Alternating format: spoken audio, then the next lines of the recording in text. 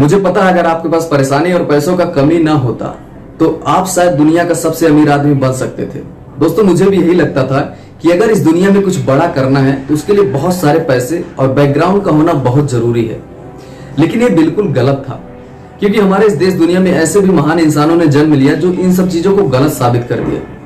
दोस्तों अगर आप लोगों को रातों रात फेमस होना रहेगा तो आप ये सब करके रातों रात फेमस हो जाएंगे।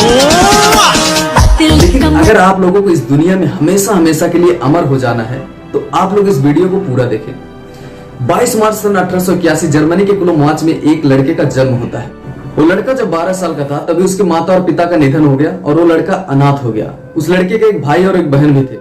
अब ये तीनों भाई बहनों का जिम्मेदारी उसके अंकल के ऊपर चला गया। उसका अंकल ने इसके पिताजी और इसके दादाजी का सारी प्रॉपर्टी बेचकर इन तीनों को बोर्डिंग स्कूल पढ़ाई करने भेज दिया।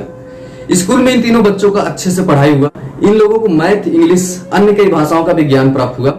उसके बाद उस लड़के ने घड़ी बनाने वाली कंपनी में काम करना शुरू कर दिया जब वो 19 साल का था। और हमारे हिंदुस्तान में तो कुछ लोग 19 से 25 साल की उम्र में ये सोचते हैं कि एक बार शादी हो जाए फिर हम काम करेंगे। दोस्तों उस लड़के ने उस घड़ी बनाने वाले कंपनी में घड़ी बनाना सीख लिया था। सन 1903 में उस लड़के ने एक घड़ी बनाने वाले कंपनी में कारीगर के रूप में काम करने लंदन पहुंच गया। अब उस लड़के ने अपना तकदीर लिखना शुरू कर दिया था। एक दिन वो लड़का काम करते करते सोचा क्यों ना अपना खुद का कंपनी बनाई जाए, और उसने सन 1905 में वहां से नौकरी छोड़कर अपने साले के साथ मिलकर खुद की कंपनी बनाई और उस कंपनी का नाम अपने और अपने साले के नाम से रखा। घड़ी के सभी पार्ट बाहर से मंगाकर लंदन अपने कंपनी में असेंबल करता था, लेकिन उस कंपनी की घड़ियां बिकती नहीं थी। फिर उस लड़के ने घड़ी को जौहरी के पास भेज देता था उसमें महंगा महंगा नग लगाने के लिए, और जौहरी उसे अपना ब्रांड बनाकर बेचने लगे। इस तरह से 2.5-3 साल तक चला, लेकिन उतनी कमाई नहीं हो पाती थी।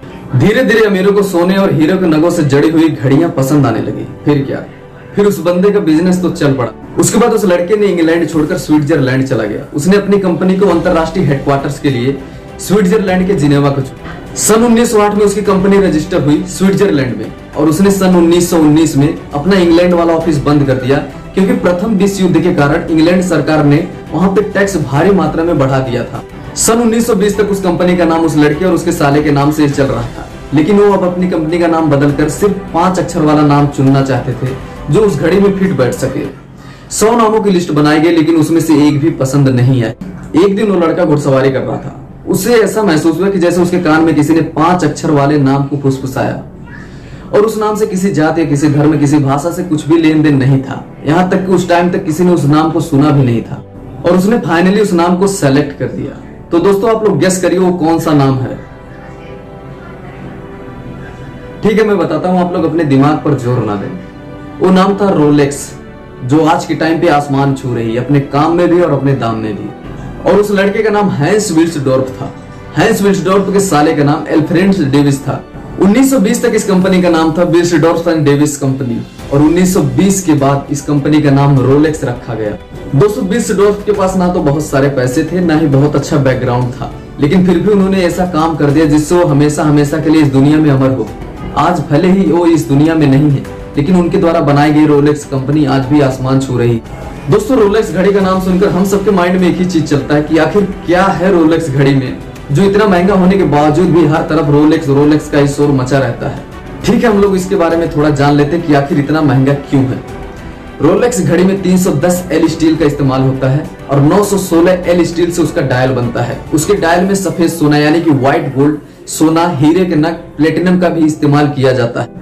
और रोलेक्स घड़ी पहनकर आप कहीं भी चले जाओ, चाहे समुद्र की गहराई या पहाड़ों की ऊंचाई या फिर घने जंगल में चले जाओ या फिर अंतरिक्ष में, रोलेक्स को कुछ फर्क नहीं पड़ेगा, वो अपना सही टाइम ही बताएगा। दोस्तों रोलेक्स कंपनी का सबसे खास बात यह है कि उसकी कमाई का 90% हिस्सा अनाथ बच्चों को पढ़ने और पालने के लिए डोनेट किया जाता है। इसलिए आप जब भी कभी भी रोलेक्स घड़ी लेते हैं तो इसका मतलब ये नहीं कि आपने घड़ी लिया, इसका मतलब ये है कि आपने भी किसी गरीब बच्चे के लिए पैसे दान किए हैं। रोलेक्स घड़ी के वैल्यू से ज्यादा कीमत होने का नेक वजह यही है। दोस्तों रोलेक्स जैसे बड़ी साम्राज्य बनाने में हैंस विल्सडॉर्फ के साथ साथ एल्फ्रेड डेविस का भी उतना ही सपोर्ट था जितना प्रभु श्री रामचंद्र जी को रावण से जीतने में लक्ष्मण का सपोर्ट था।